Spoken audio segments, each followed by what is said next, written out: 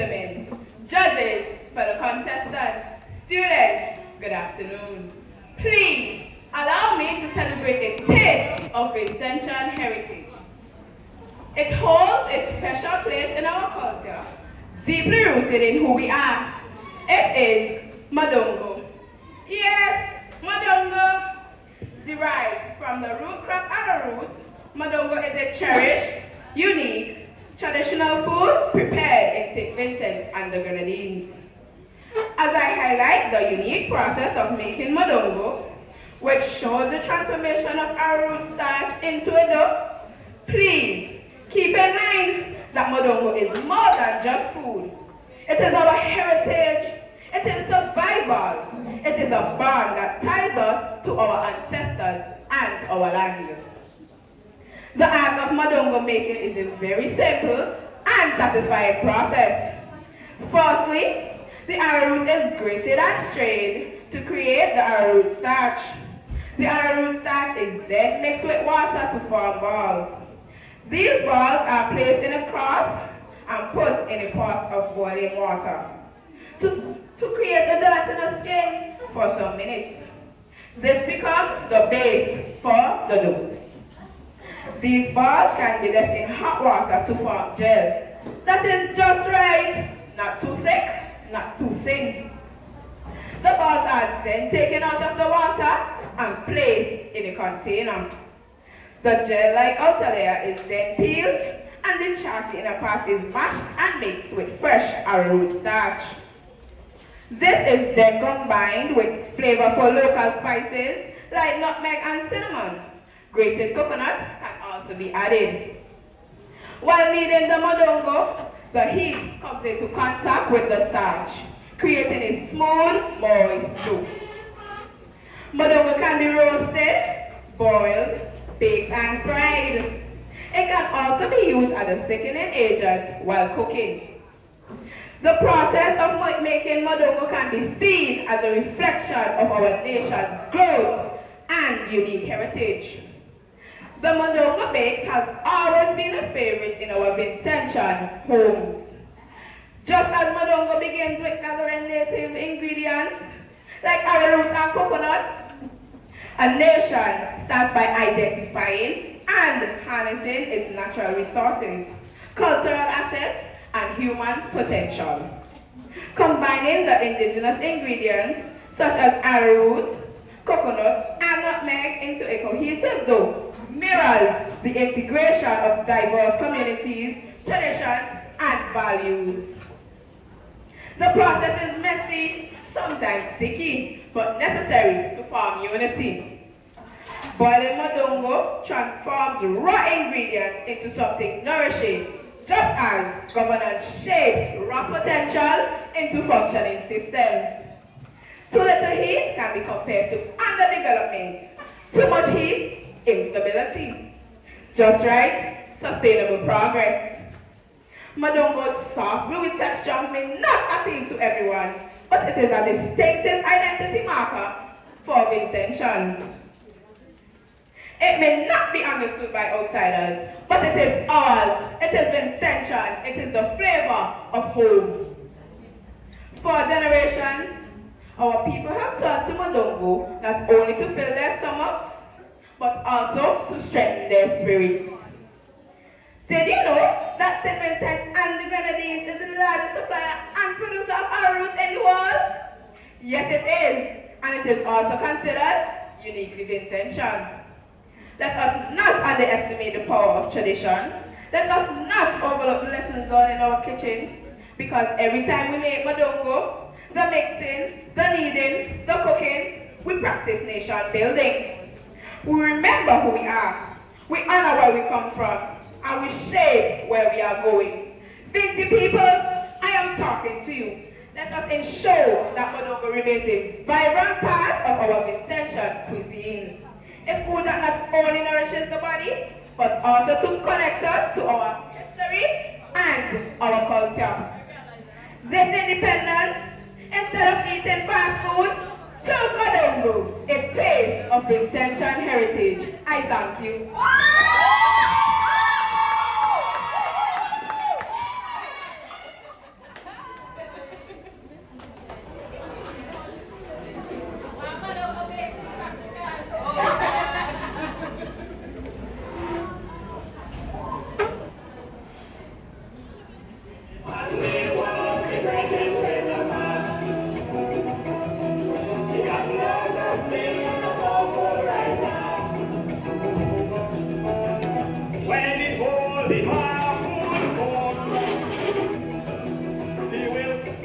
right, everybody, just wait and talk.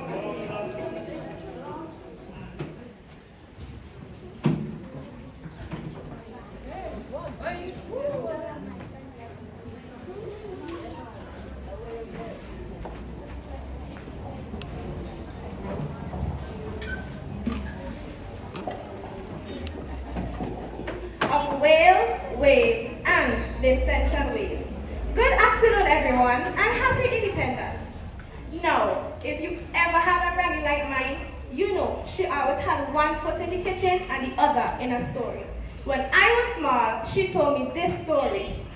Early one morning, the sun barely peeking out over the horizon, the smell of salt all in the air, and there's an old whaler man leaning on his harpoon with a grin like he's seen more sea than most of us have seen sleep.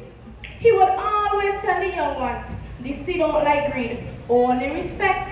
You can feel the heartbeat of the island in his words. That is whaling in St. Vincent and the Grenadines. Not just a job, not just a show, but the living, breathing link to our forefathers. Well, here's the thing, right? It all started way back in 1876 when farming failed and our people needed food and money. Yankee whalers passed through and our people said, that looked like something we could do too.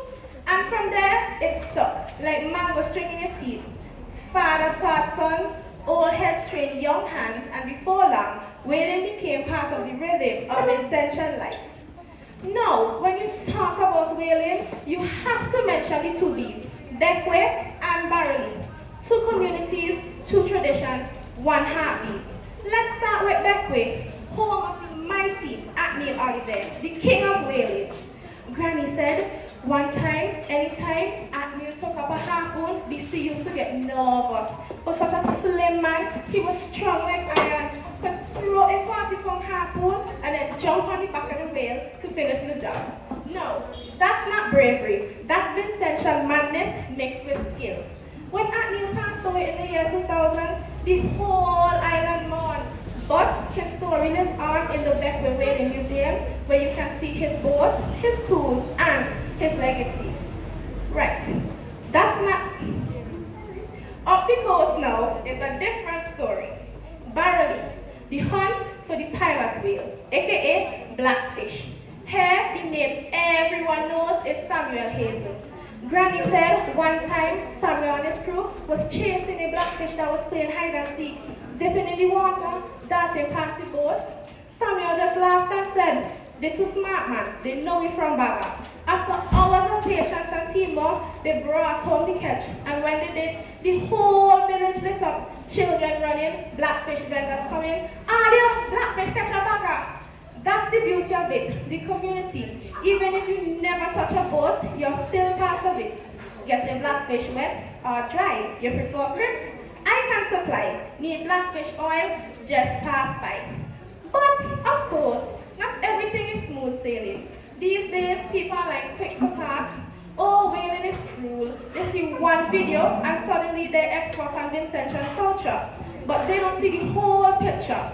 They don't see the families fed, the history preserved, the pride that comes from keeping a tradition alive with respect for nature. You see, I'm only 15. I've never held a harpoon. I've never seen a whale breach the surface like a miracle.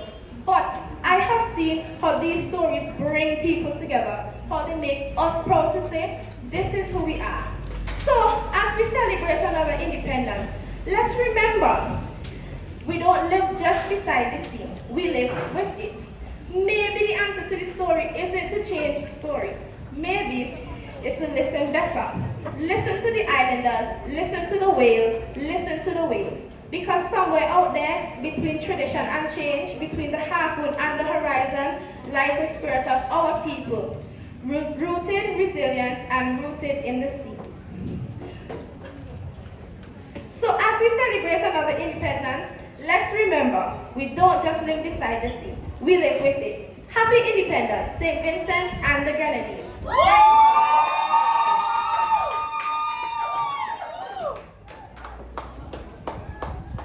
Vincy people fed up a saltfish. Remember you can't see wheel, a honest deal.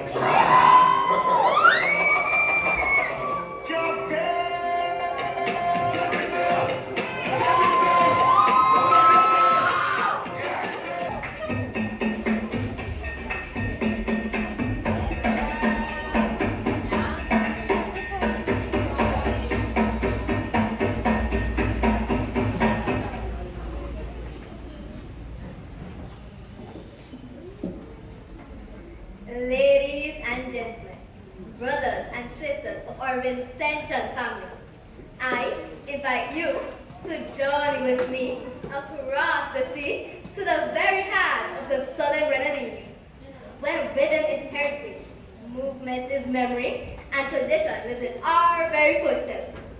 I'm speaking about one of our most cherished cultural treasures, the Cape Dance. The Cape Dance is far more than just a dance.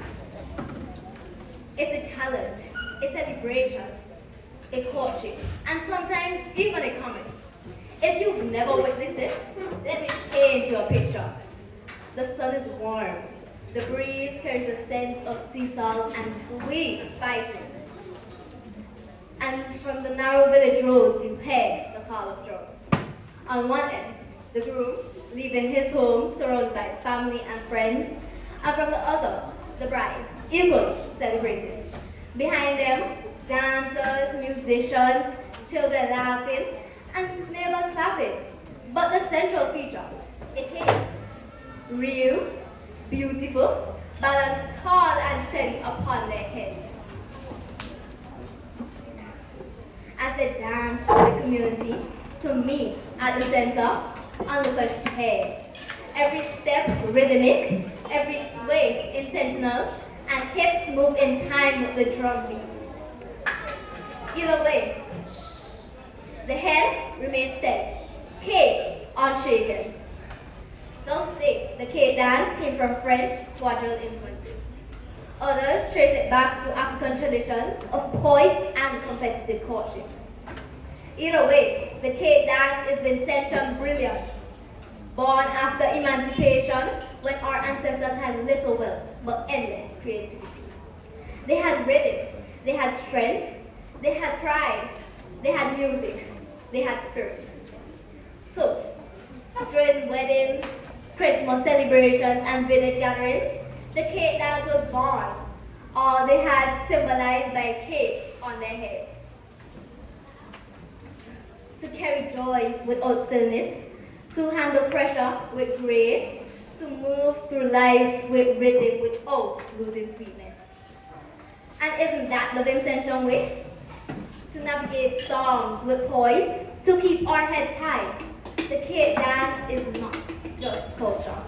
It's a personal reminder, a reminder that our traditions are alive, that our ancestors still dance through us, that our identity is not fragile. It is balanced on the strongest part of us, our heads. A reminder that in the Southern Grenadines, love is not whispered, it's paraded. The Cape dance is more than entertainment. It is history in motion. So let us continue to honor the legacy, teach it, share it, celebrate it, for as long as the drums beat and feet move, the cake will never fall. Thank you.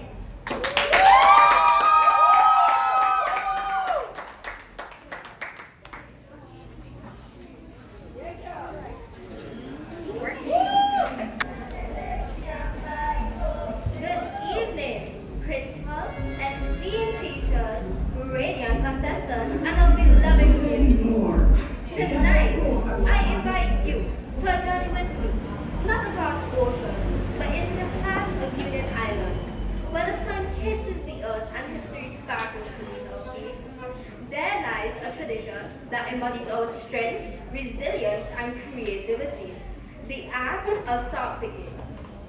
Salt picking dates back to as early as 6000 BC in places like Romania and China. Yet here, on Union Island, it is far more than an ancient craft. It is a living heritage.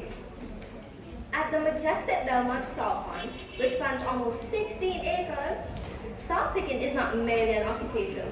It is a ritual, a rhythm, and a reflection of who we are. During the wet season, the pond fills with water. But when the dry season arrives, nature performs its wild miracle, evaporating all the water and revealing glistening crystals of salt. The harvesting process requires patience and skill. The salt is carefully scraped from the surface, ensuring that no mud is collected with it. A thin layer, about half an inch thick, is gathered into small heaps, ensuring ensuring that it is collected fairly and beautifully. Salt is collected using dustpans, suction pipes made from simple PVC, or just bare hands guided by tradition. Our people harvest these crystals, scraping, collecting, and preserving not just salt, but the cultural flame of Union Island. Connecting generations through shared labor, pride, and purpose. In Union Island, the salt serves many practical uses. Locally, it is essential for canning fish and for culinary purposes. Internationally, this same rock salt is valued for its versatility. It is used as an exfoliant to remove dead skin cells, as an antitoxin that helps rid the body of toxins, and as a home remedy for various ailments. Some medical professionals even recommend it for individuals managing diabetes due to its iodine content and other beneficial trace elements. As we gather here tonight to celebrate talent, beauty, and pride, let us also honor the deeper meaning of this enduring tradition. We are the salt of this island, the flame that gives this land its essence, that gives its flavor, and also the strength that preserves its story. With every grain we gather, we pay tribute to the soul of Union Islands and to generations that continue to shape its legacy. Thank you.